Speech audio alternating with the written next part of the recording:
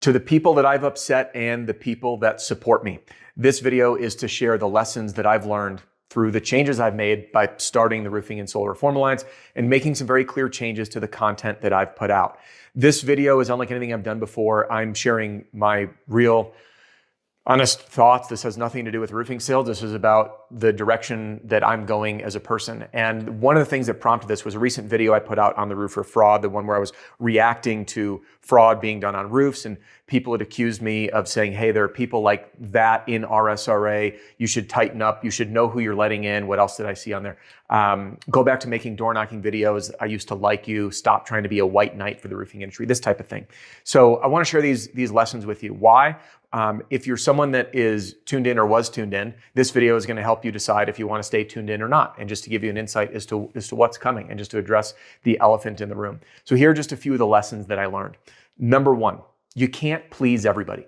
You know, I started making videos when I was living in an RV, and I was horrified of the comments that came in. And then people started saying, hey, make more videos. But you reach a point, and I think I'm there now based on comments, that you can't please everybody. So I'll get some people saying, stop trying to be a white knight for the industry, go back to doing this. Well, if I did that, then these people say, hey, Adam, do this instead.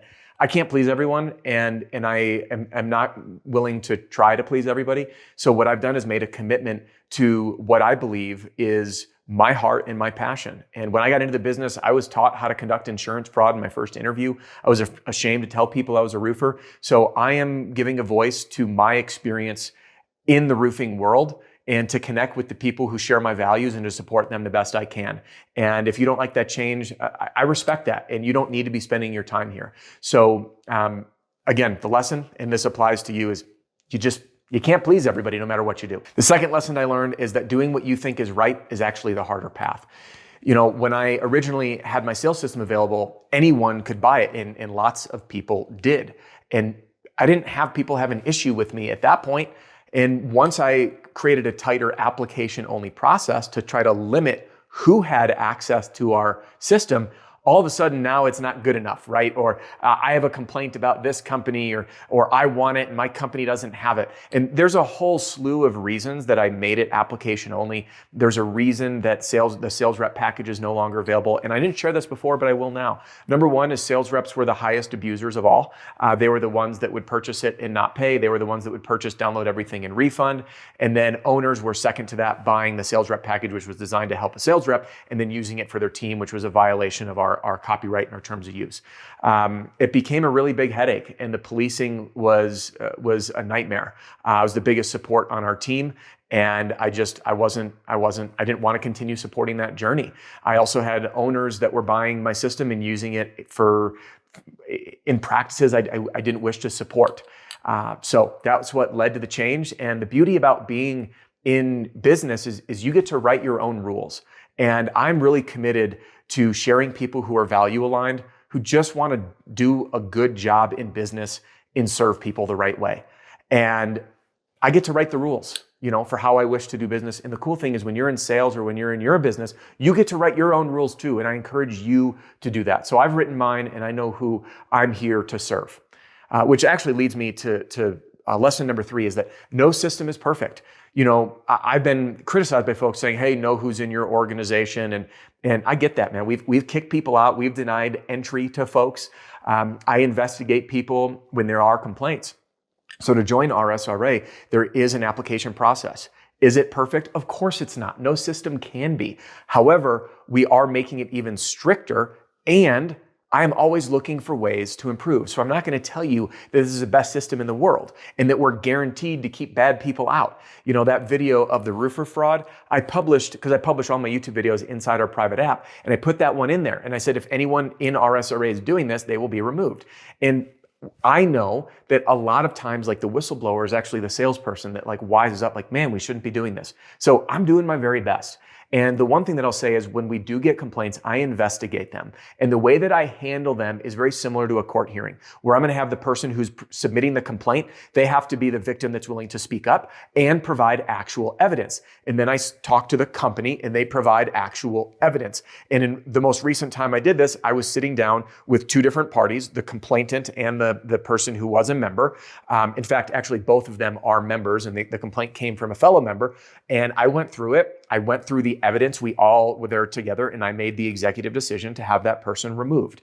And the problem with a lot of this is sometimes I'll get complaints, and it's from a disgruntled person, and there's nothing more than, oh, you're working with the worst person in my market, so I won't join. It's like, more often than not, and I have investigated those, by the way, there's zero evidence whatsoever other than I have beef, or I heard, or one time I ran into this customer that said this, and it's roofing. Like, by the way, I'm not excusing people's behavior. There are times that person should be removed. The reason I'm sharing this is oftentimes this is a claim that when I say, okay, great, what evidence do you have? And I don't have any, or I saw this once. Like, I imagine if you were in there and you had someone that was upset with you that just said, so-and-so did something bad. And I said, okay, you're booted. And you're like, well, why? I'm like, oh, because someone said something about you.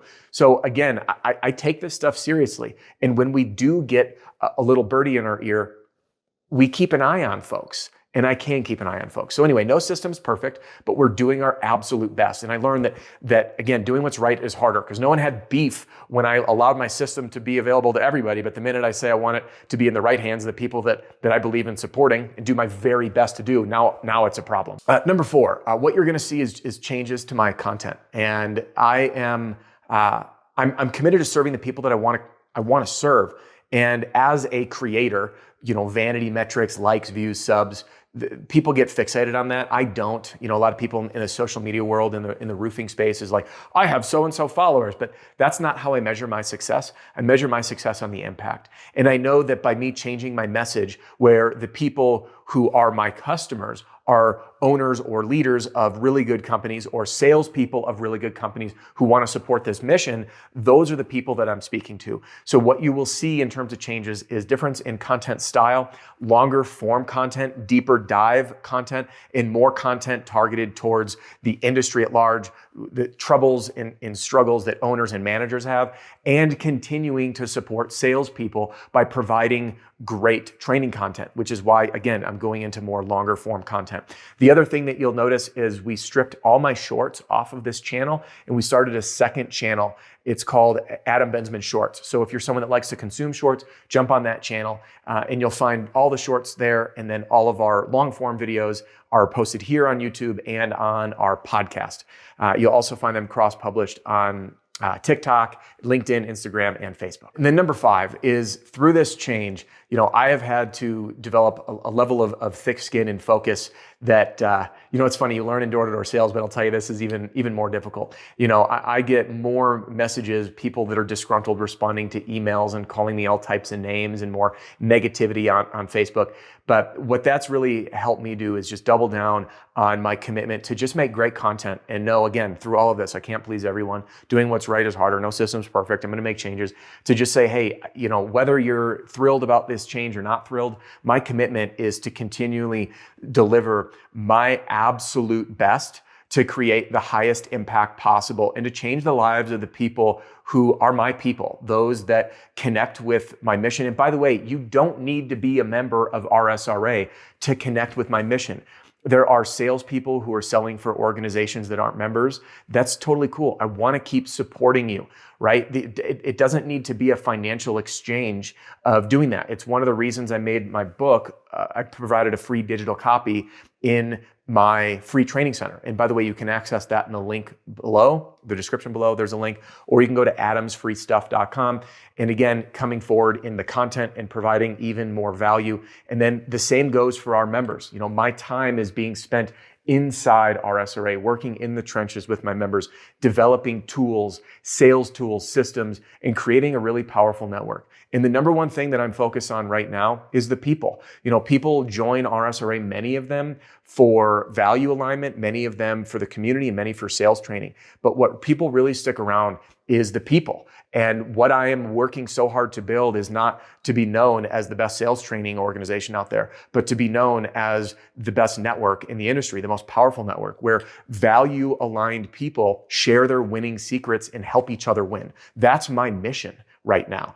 And although people come for sales training, that's what they stick around. And we're vetting even more. I don't want takers. I don't want people that don't believe that a rising tide lifts all boats, because inside, when we share our winning secrets to help uplift others and embrace this journey of being an entrepreneur or a salesperson, which can be isolating, it can be tough to actually have real talk, wonder if you're normal. That's what I'm creating inside. And that, what's interesting is where the most feedback comes from our members of what they love the most is the people. So to those that are upset with me, those that now maybe don't like me anymore or are going to unsubscribe, I invite you to, I want you to be happy and find your tribe. And if you're one of my tribe and my people, I just want to say thank you. And I'm glad to have you here. And I have no ask for you at this time other than keep tuning in. And if I provide value, stick around. It's that simple. Hey, here's to your journey and your success wherever it takes you.